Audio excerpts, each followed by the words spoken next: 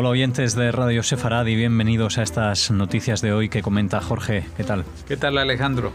Estos son los titulares.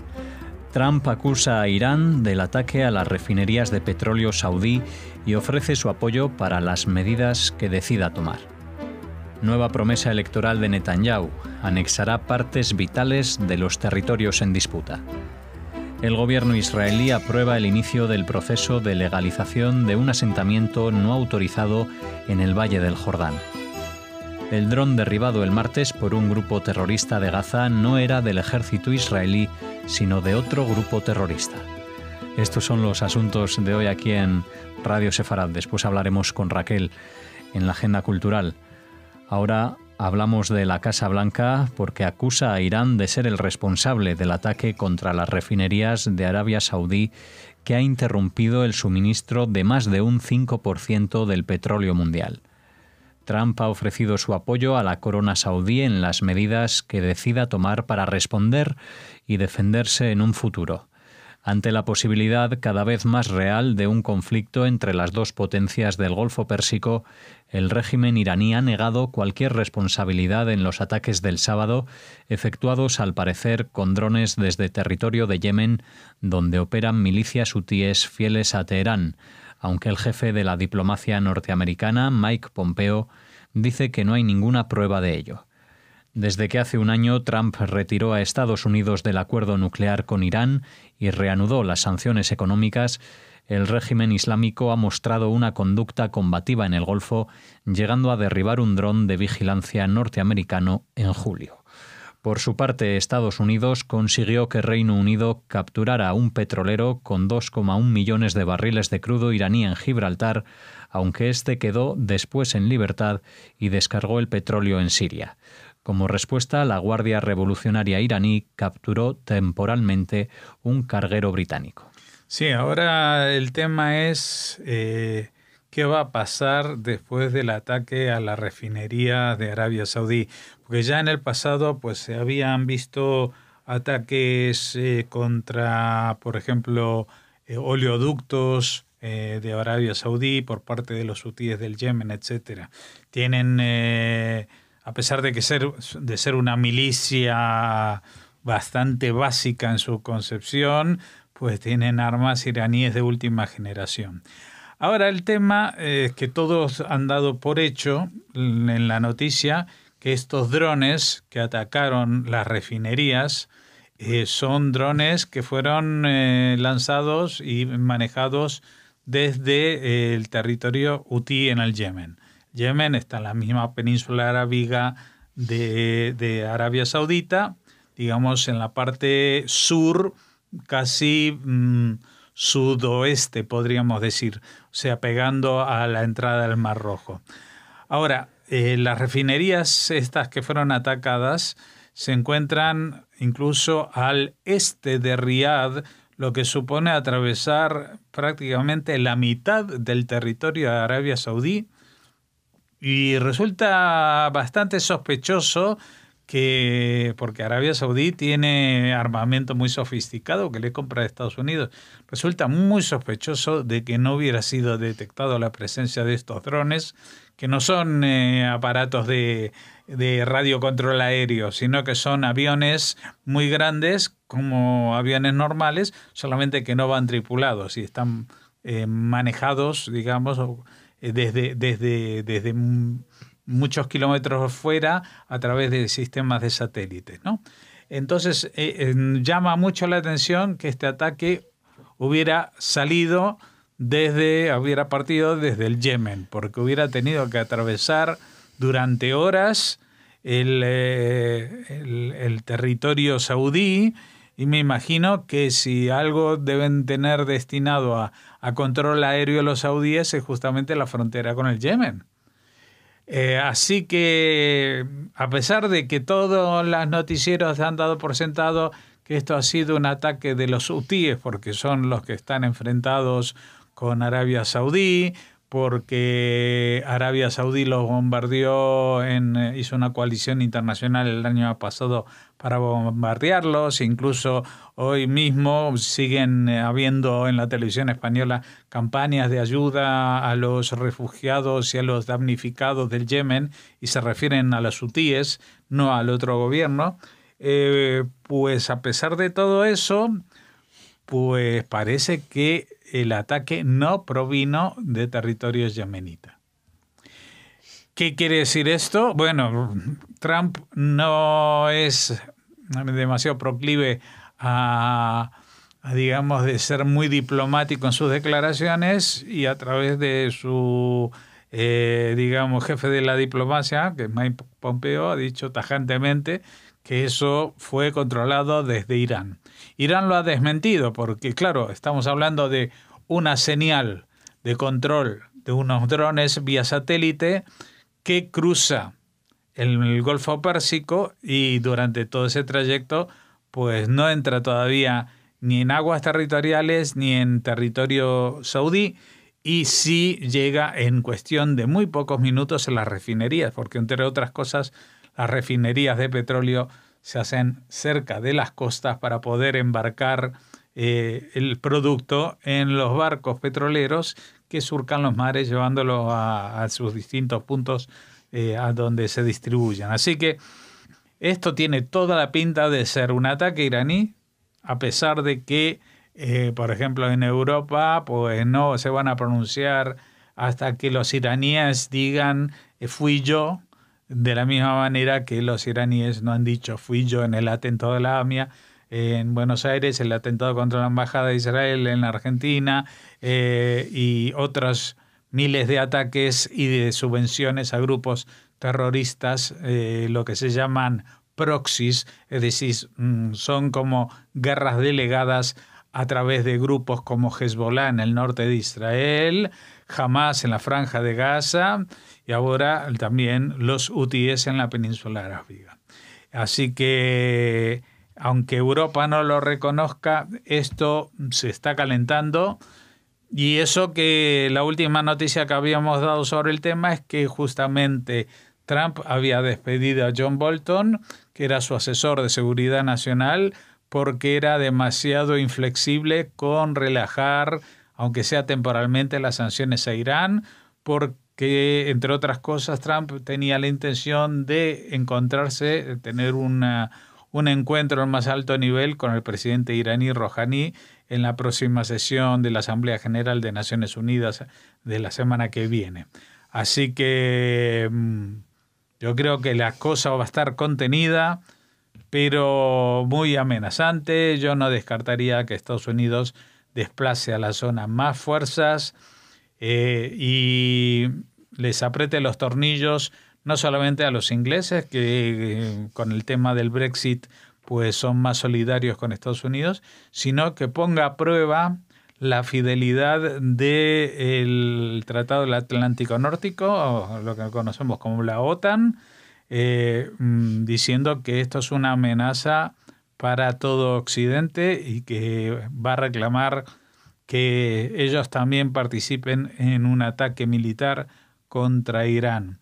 No creo que las cosas lleguen que la sangre llegue al río, como se dice, pero sí que puedas poner sobre la mesa, sobre el tablero, en estas conversaciones de la semana próxima, una gran potencia de fuego contra Irán, si no deja de provocar incidentes en la zona, bien atacando objetivos israelíes a través de proxies como Hezbollah y las milicias chiitas destinadas en Siria, bien a través de proxies como los hutíes del Yemen, bien disimulando un ataque que realmente puede haber salido de su propio territorio, o por ejemplo de Irak, donde también tiene una gran presencia las milicias chiitas, y de esta manera llegar a las refinerías de Arabia Saudí. Si Trump no propone esta amenaza a gran escala, pues es muy probable que se desate una guerra directa en la que participen la coalición de países liderados por Arabia Saudita contra Irán y sus aliados chiitas, y esto podría ya ser algo bastante más amplio y peligroso que la guerra de Siria, que aunque lleva 8 años, está confinada a ese territorio y en la que en realidad se dirime la misma cuestión, que no es otra que la antigua guerra religiosa por la hegemonía de suníes o chiitas. A pocas horas de nuevas elecciones, el primer ministro israelí Netanyahu prometió que, si es reelegido, anexará partes vitales de los territorios en disputa más allá del bloque del Valle del Jordán del que habló hace unos días, y que lo hará en coordinación con Estados Unidos. La cuestión de quién garantizará el futuro de los asentamientos judíos es clara, expresó Netanyahu. ¿Quién podrá negociar con el presidente Trump? Los otros candidatos no podrán oponerse a la presión de Estados Unidos, es lo que declaró al destacar que resistió la inmensa presión de las administraciones Clinton y Obama que le exigían detener la construcción de los asentamientos. Añadió: ahora, después de inmensos esfuerzos diplomáticos, estoy sentando las bases para reconocer la soberanía israelí sobre el Valle del Jordán como nuestro muro defensivo oriental y después sobre todos los asentamientos y otras áreas vitales, los que están dentro de los bloques de asentamientos y los que están afuera. Esto determinará finalmente nuestra frontera oriental. Sí, bueno, ya comentamos la semana pasada cuando Netanyahu hizo esta declaración sobre la anexión del Valle del Jordán como frontera oriental o muro defensivo, que esto que el otro.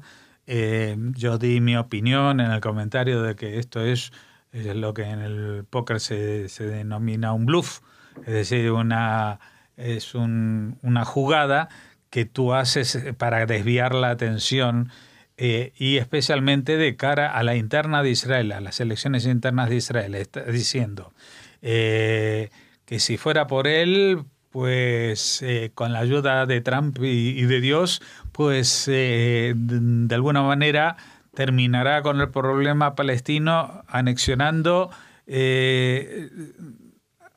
como puntos determinados todos los asentamientos que hay dentro de la margen oriental del Jordán, es decir, lo que se llama Cisjordania por los árabes y que los judíos llaman Judea y Samaria, anexionando, digamos, los asentamientos y dejando ese mapa lleno de agujeros para una autonomía palestina o incluso para un Estado palestino que podría estar contemplado en el famoso acuerdo del siglo de Trump, que todavía no se ha dado a conocer, pero que no estaría muy lejos de esa concepción. Eso es lo que Netanyahu presenta como la carta final, el Joker que tiene guardado el as en la manga para decir o yo o el desastre. Es decir, si esta va a ser la situación, si este va a ser el acuerdo que va a presentar Trump, la única manera y el único que puede anexionar estos puntos territoriales, este valle más ciertos, ¿cómo lo llama?, partes vitales de los territorios en disputa, pues se proclama a él mismo como el único que tiene la llave para salir en paz de esa situación y que la ha sabido reconducir a pesar de la presión de las anteriores administraciones norteamericanas, las de Clinton y Obama. Y ahí dice que ahora, después de inmensos esfuerzos, es cuando se puede hacer, cuando se va a hacer, y yo sigo sosteniendo que esto no se puede hacer y no lo va a hacer ni siquiera con la ayuda, ni siquiera lo va a contemplar Trump, porque Trump en todo caso lo pondrá como una posibilidad dentro de su acuerdo del siglo, es decir, que si los palestinos quieren crear un Estado, pueden crear este Estado Gruyère lleno de agujeros, y esto es lo que se llamaría una solución de dos Estados, aunque realmente sería el palestino un Estado prácticamente inviable por la falta de continuidad territorial y otros muchos puntos que habría que pensárselo. Pero como digo, esto no es más que otra parrafada más en la campaña de Netanyahu, a la que sigue la siguiente noticia.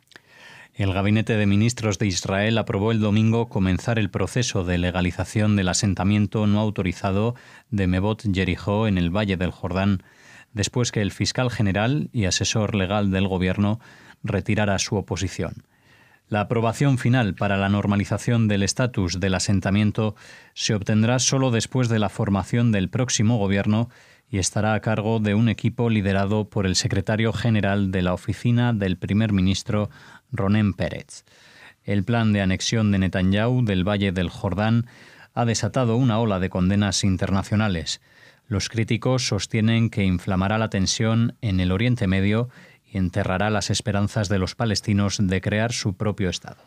Sí, por eso digo que es la continuación del anterior, porque no solamente dice anexionaré partes vitales, sino que por primera vez, porque ya esto también lo hemos señalado, Netanyahu lleva muchos años en el gobierno, pero no ha creado nuevos asentamientos. Ha ampliado y ha fomentado la construcción de más viviendas en los asentamientos existentes. Ahora, dentro de Israel existe una categoría que se utiliza una palabra en inglés se llama outpost. Los outposts son asentamientos que no han sido proclamados o determinados por una decisión del gobierno, sino de forma espontánea por un grupo de colonos. Montan allí unos carromatos o unas viviendas temporales y con el tiempo estos se van asentando y es muy difícil echarlos de ahí, pero se los ha echado en más de una ocasión. Hemos visto cómo se han desmantelado asentamientos, siempre y cuando estamos hablando de asentamientos ilegales. Pues existe un asentamiento que está al este de Jericó, es decir, que está justamente en la zona de este Valle del Jordán de la que habla Netanyahu. Pero como es un asentamiento ilegal, hasta ahora no podía ser considerado dentro de ningún plan y ni siquiera con la anexión hipotética de este Valle del Jordán hubiera podido sobrevivir. Pero Netanyahu ha presionado sobre el fiscal general del Estado, o en este caso se llama asesor, Avichai Mandelblit, que es el mismo que está gestionando los casos en que está acusado Netanyahu. Es decir, que no es, no es un empleado al que tiene sobre él totalmente controlado, sino está bastante lejos de eso, pero pidió del fiscal general una decisión a ver si existe algún inconveniente para legalizar este asentamiento que en principio era ilegal porque no había sido decidido por el gobierno. Y parece que Mandelblit ha dicho de que no existe ningún impedimento legal para legalizar este asentamiento. Y por lo tanto, pues que esto se va a hacer, se va a realizar, claro, ¿con qué condición? Con que la condición de que Netanyahu sea reelegido como primer ministro y entonces ya con este gesto no solamente promete cosas un poco etéreas a los colonos y a la gente de los asentamientos en Cisjordania, sino algo muy concreto, no solamente que vamos a hacer o va a formar parte de Israel todo asentamiento que existe, sino incluso aquellos que teóricamente no existen, como son los asentamientos ilegales. Pero como digo, todo esto responde a una retórica electoralista a menos de 24 horas. Estamos ahora, así que el miércoles sabremos los resultados más o menos o igual ya definitivos del escrutinio, pero tal como se vaticina, no habrá nadie, ningún partido que se lleve la mayoría absoluta, ni mucho menos. Lo que estará por verse es qué posibilidad tendrá Netanyahu en esta ocasión de formar o no gobierno, y si no puede hacerlo, si dará un paso al lado para dejar a otro candidato del Likud que forme un gobierno de unidad nacional con Cajol Laván y posiblemente con Lieberman, o cuál va a ser la salida. Evidentemente Lo que no se contempla como escenario es que otra vez no haya gobierno en Israel. Israel, bueno, ningún país debería permitirse la ingobernabilidad. Lo sabemos muy bien aquí en España, llevamos mucho tiempo también con gobiernos en funciones, pero en el caso israelí es un país que está en estado de guerra permanente, amenazado por el terrorismo internacional, con amenazas de aniquilación de todo el territorio por parte de otro país, como el caso de Irán, etcétera, etcétera. O sea que Israel no se puede dar ese lujo de no tener una dirección en tiempos breves. Así que me imagino que en este caso, a partir del miércoles 18 de septiembre, es decir, de pasado mañana, en términos de que estamos grabando este lunes, pues ya se sabrá si los números dan o los números no dan, y luego si la coalición es factible, porque en las elecciones anteriores los números daban porque se contaba con los mismos socios de gobierno, pero Lieberman y su partido Israel Beiteinu se apartaron de esa línea y exigieron cosas que Netanyahu no podía darle. Así que habrá que esperar unas semanas y entonces sabremos, por una parte, si Netanyahu salvó el pellejo, si está como primer ministro y si tiene alguna intención o forma de cumplir con estas promesas de última hora. El grupo terrorista de Gaza, Frente Popular de Liberación Palestino, anunció el martes pasado el derribo de un dron del ejército israelí, pero el pequeño aparato podría en realidad pertenecer a Yihad Islámica Palestina, otro grupo terrorista de la franja. El dron fue derribado cerca de Han Yunis, en el sur del enclave. Al parecer, la aeronave habría sido provista por Irán. Sí, esta es otra de las ridiculeces que pasan en sitios como la Franja de Gaza, que está gobernado por un grupo terrorista, pero que por debajo surgen como hongos nuevos grupos terroristas que le socavan la autoridad. No solamente el propio gobierno palestino desde Ramallah, que es el que menos influencia tiene, sino de grupos como, en vez de Hamas, pues la Yihad Islámica es el más influyente después de él. Daesh, es decir, ISIS, que estuvo por allí rondando, también está.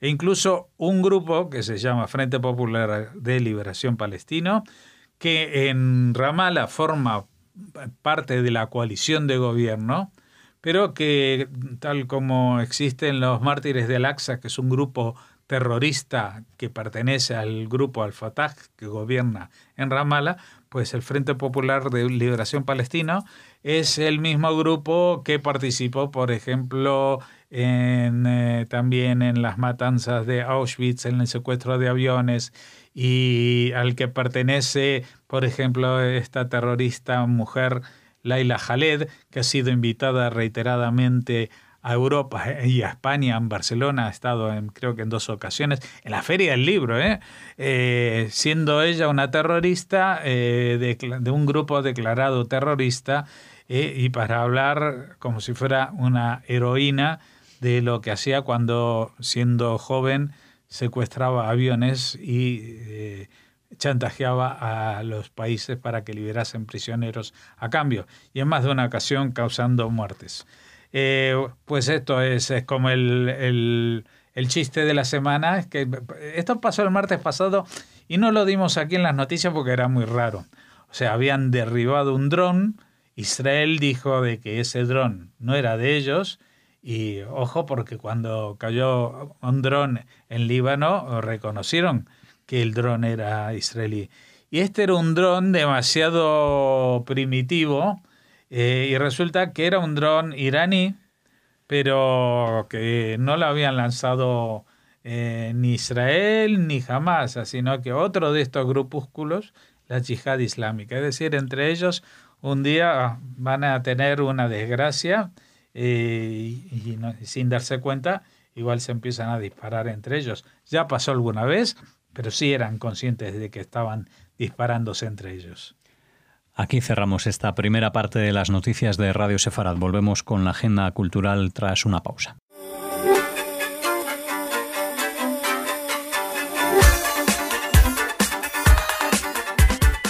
Comenzamos esta agenda cultural de hoy aquí en Radio Sefarad. Comenzamos semana, Raquel. Hola Alex, hola a todos. Bueno, ya traíamos las noticias de los lunes, ahora volvemos al modelo que impera durante toda la semana. Exacto, y comenzamos hablándoles de la 27ª edición de la Semana de Estudios Sefardíes de Estella Lizarra, dedicada a la memoria de Jacob Hassan. Y ahí es, bueno, como saben muchos de ustedes, es un ciclo de conferencias que se desarrolla en la Casa de Cultura Fray Diego. Este primer día, este martes 17, hablará Beatriz Urrizola acerca de los trabajos previos relativos al estudio sobre Luis de Carvajal, el Mozo Memorias.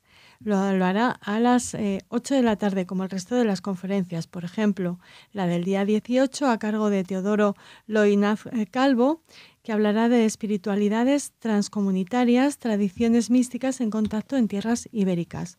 Y para clausurar las jornadas se cuenta con Manuel Forcano, el día 19, el viernes, también a las 8 de la tarde, que disertará sobre el Golem, el superhéroe judío. Estupendo, pues esas jornadas, esa semana, ¿no?, que dura como titulábamos. Sí, es Semana de Estudios Sefardíes. Este ciclo de conferencias.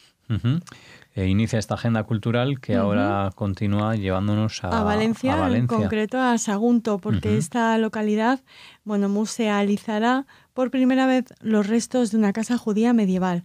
El ayuntamiento dejará visibles los hallazgos descubiertos durante las obras para ampliar el aula permanente de cultura clásica. O sea que hubo unas obras y entonces se descubrieron hallazgos que están conectados con el pasado judío de Sagunto, un pasado muy importante que se quiere revalorizar últimamente y esta es una nueva acción para hacerlo. Así que hablaremos más de esta musealización de los restos de una casa judía medieval en Sagunto. Sagunto, que también forma parte, ¿no?, de la red de juderías de España. Creo que hablamos de ella hace no mucho en esa red que conforma. Bueno, pues nada, continuamos y cerramos la agenda cultural hablando de cine. Sí, hablando de cine, del Festival de Cinema Jueu 2019, ya saben, uno de los festivales más queridos para nosotros aquí en Radio Sefarad. Echamos mucho de menos la posibilidad de disfrutar al menos de algunas películas de este Festival de Cinema Jueu también en Madrid. Había una edición especial hermanada, por supuesto, con la de Barcelona, pero desde hace años, pues una cuestión presupuestaria, como casi todo, pues se dejó de hacer. Pero, bueno, si tienen la suerte de estar en Barcelona o van a viajar o lo han hecho exclusivamente para disfrutar de este festival, les recordamos que este día 14 a las 7:30 de la tarde, cuando estamos ofreciendo... No, perdón, el 14 ya pasó. Sí, ya nos encontramos. Entonces, pero bueno, queríamos hablarles de la presencia de Ruth Beckerman, de la documentalista, en este Festival de Cinema Jueu. Recordárselo porque ya hablamos con Daniela Rosenfeld, su directora.